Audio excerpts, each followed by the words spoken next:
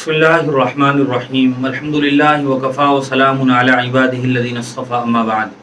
मोहतरम बुजुर्गों, दोस्तों, मेरे दीनी और ईमानी भाइयों, अल्लाह तबारक व तआला ने जो शरीयत हमें अता फरमाई है और जो मज़हब इस्लाम हमें अता फरमाया है वो इंसान की फ़ितरत के बिल्कुल मुताबिक है, गोया उसके ज़मीर की आवाज़ है।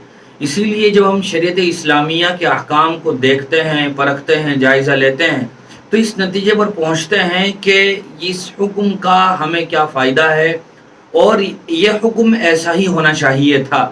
गोया दिल से ये आवाज़ आती है कि ये बिल्कुल मुनासिब है और बिल्कुल हमारी सूरत हाल के मुताबिक है। यही शरीयत इस्लामिया की खूबी है। अल्लाह तबारक व तआला ने यूँ तो हमें बहुत से अहकाम अता फरमाए हैं, लेकिन एक अहम हुक्म ये है कि अल्लाह तबारक व तआला की ज़ात पर तवक्कुल किया जाए। और कुरान करीम में बार बार इस हुक्म को दोहराया गया है, व अलल्लाहि फल्यतवक्कलिल मुतवक्किलून, कि तवक्कुल करने वालों को अल्लाह ताला ही पर तवक्कुल करना चाहिए। बहुत सारे लोग तवक्कुल का मतलब समझते नहीं हैं और वो अपनी तरफ से राय ज़नी करना शुरू कर देते हैं। वो ये समझते हैं कि बस हाथ पर हाथ धरे बैठे रहो और अल्लाह पर भरोसा किए रहो। हालांकि तवक्कुल का ये मतलब हरगिज़ नहीं है। शरीयत ने हमें अमल के ज़रिए से भी ये बताया है कि तवक्कुल किसे कहते हैं। अल्लाह तबारक व तआला ने कुरान करीम में एक वाक़या बयान फरमाया है यमन वालों का। यमन वालों की हालत ये थी कि वो शुरू में यमन से हज के लिए आते थे और जब उनसे लोग कहते कि भाई हज के लिए जा रहे हो तो अपना तोशा ले लो, सफ़र के मुताबिक खाने पीने का वहाँ ज़रूरत के मुताबिक सामान ले लो, तो वो ये कहते थे हमने तो अल्लाह पर तवक्कुल कर लिया है। और जब वो मक्का पहुँच जाते थे तो फिर लोगों से अपनी ज़रूरत के लिए सवाल किया करते थे, भीख मांगते थे।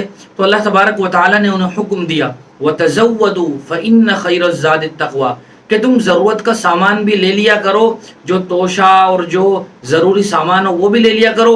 और फिर अल्लाह तबारक व तआला ने ये बात फरमाई कि सबसे बेहतरीन तोशा ज़िंदगी का, सारी ज़िंदगी का वो तक़वा है। इसी तरह जनाब नबी करीम सल्लल्लाहु अलैहि वसल्लम ने अपनी ज़बानी तवक्कुल का मतलब समझाया। एक सहाबी ने हुज़ूर से सवाल किया कि या रसूलल्लाह, मैं अपने ऊँट को बांध दूँ और अल्लाह पर तवक्कुल करूँ, या ये कि मैं अपने ऊँट को खुला मैदान में छोड़ दूँ और फिर अल्लाह पर तवक्कुल करूँ, किस तरह मुझे करना चाहिए? हुजूर ने फरमाया कि पहले अपने ऊँट को बांध दो और फिर अल्लाह पर तवक्कुल करो। यानी अपने ऊँट की हिफाजत का जो ज़रिया है, जो तरीक़ा है, वो पहले इख्तियार करो और फिर अल्लाह तबारक व तआला की ज़ात पर भरोसा करो कि अब मेरा ऊँट सही सलामत रहेगा, यहाँ से कहीं नहीं जाएगा। हज़रत अय्यूब अलैहिस्सलातु वस्सलाम बहुत मशहूर नबी गुज़रे हैं। उनका वाक़या कुरान करीम में तफसील के साथ अल्लाह ताला ने ज़िक्र फरमाया है और उनका नाम तो कुरान करीम में बहुत सी जगहों पर आया है। हज़रत अय्यूब अलैहिस्सलातु वस्सलाम शदीद और सख्त बीमारी का शिकार रहे और साल साल बीमार रहे। लंबा अरसा गुजर गया तो उन्होंने अल्लाह ताला से दुआ की कि अल्लाह मुझे शिफा अता फरमा। तो अल्लाह तबारक व तआला ने उन्हें कहा उरकुज़ बिरिजलिक, कि अपने पाँव को ज़मीन पर मारो। यानी जो हरकत तुम कर सकते हो, जो कुछ तुम तरीक़ा ज़रिया इख्तियार कर सकते हो वो तो करो, और वो ये है कि तुम हरकत करते हुए अपना पाँव ज़मीन पर मारो। नतीजा क्या हुआ? हाज़ा मुग़्तसलुम बारिदुम व शराब, अल्लाह ताला ने उनके लिए पानी का चश्मा जारी फरमा दिया जिससे उन्होंने गुस्ल किया, जिसके नतीजे में वो बीमारियों से शिफायाब हो गए। गोया उन्होंने भी तरीक़ा और ज़रिया वसीला इख्तियार फरमाया। इसी तरह हज़रत मरियम का वाक़या भी कुरान करीम में मौजूद है। हज़रत मरियम के ज़रिए से अल्लाह तबारक व तआला ने बग़ैर बाप के हज़रत ईसा अलैहिस्सलातु वस्सलाम को जन्म दिया। जब हज़रत ईसा पैदा हुए तो अल्लाह तबारक व तआला ने हज़रत मरियम से फरमाया ताकि उनके खाने पीने का इंतज़ाम हो सके, वहुज़्ज़ी इलैकी बिजिज़्इन नख़ला, कि तुम इस खजूर के दरख्त को हिलाओ, हरकत दो। नतीजा क्या हुआ कि वो दरख्त सूखा हुआ था, लेकिन उन्होंने कोशिश की, हाथ पाँव मारे और उस दरख्त को अल्लाह के हुक्म के मुताबिक हिलाया। तो नतीजा ये हुआ कि बग़ैर मौसम के अल्लाह ताला ने उनके खाने पीने का और ताकतवर ग़िज़ा खजूर का इंतज़ाम फरमा दिया। गोया उन्होंने भी कोशिश की। जनाब नबी करीम सल्लल्लाहु अलैहि वसल्लम ने बहुत प्यारी बात इरशाद फरमाई, लौ अन्नकुम कुंतुम तवक्कलूना हक़्क़ तवक्कुलिही लरुज़िक़्तुम कमा युरज़क़ुत तैर तग़दू खिमासन व तरूह बितानन।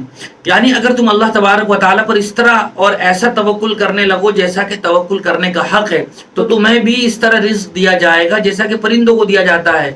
वो सुबह में घर से, अपने घोंसलों से, आशियानों से खाली पेट निकलते हैं और जब वो वापस आते हैं तो खाली पेट नहीं होते, बल्कि उनका पेट भरा होता है।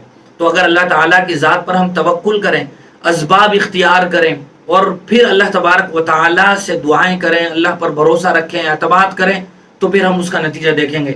جناب نبی کریم صلی اللہ علیہ وسلم سے زیادہ بابرکت ہستی کس کی ہو سکتی ہے؟ جناب نبی کریم صلی اللہ علیہ وسلم سے زیادہ اللہ کی ذات پر توکل کس کا ہو سکتا ہے؟ لیکن ہم حضور صلی اللہ علیہ وسلم کی زندگی اور سیرت کو جب پڑھتے ہیں تو ہمیں پتہ چلتا ہے کہ حضور صلی اللہ علیہ وسلم نے بھی اسباب اور وسائل اختیار فرمائے۔ حضور صلی اللہ علیہ وسلم بھی تجارت کی غرض سے ملک شام تشریف لے گئے۔ آپ نے بھی مکہ کے جنگلوں میں اور مکہ کی پہاڑیوں میں بکریاں چرائی ہیں۔ اس کے علاوہ بھی آپ نے مختلف وقتوں میں مختلف طریقے اختیار فرمائے، جو ہمیں یہ سبق دینے کے لیے کافی ہے کہ اللہ تبارک و تعالیٰ کی ذات پر توکل کرنا چاہیے۔ اسی لیے اگر کوئی آدمی بیمار ہو جائے اور بیمار ہونے کے بعد وہ یہ سمجھے کہ میں خود بخود ٹھیک ہو جاؤں گا اور اس کے لیے کوئی دوا علاج تجویز نہ ہو اس کے لیے، تو یہ بے وقوفی ہے۔ جناب نبی کریم صلی اللہ علیہ وسلم نے بھی اپنی بیماری میں اپنا علاج فرمایا، اس کے لیے آپ نے جو اس وقت کا نسخہ ہو سکتا تھا وہ استعمال فرمایا۔ آپ صرف یہ کہہ کر نہیں بیٹھے رہے کہ خود بخود اللہ تعالیٰ ٹھیک کر دیں گے۔ یہ بنیادی طور پر ہمیں تعلیم دینے کے لیے اور امت کو سبق سکھانے کے لیے تھا کہ اگر تم کسی حالت میں ہو تو اس کنڈیشن کے حساب سے جو وسیلہ جائز طریقے سے ہو سکتا ہو، جو جائز وسیلہ ہو سکتا ہو، اس کو اختیار کرو۔ لہذا توکل کے ہم صحیح مطلب کو سمجھنے کی کوشش کریں۔ اللہ تعالیٰ مجھے بھی آپ کو بھی سمجھنے کی توفیق نصیب فرمائے۔ وآخر دعوانا الحمدللہ رب العالمین۔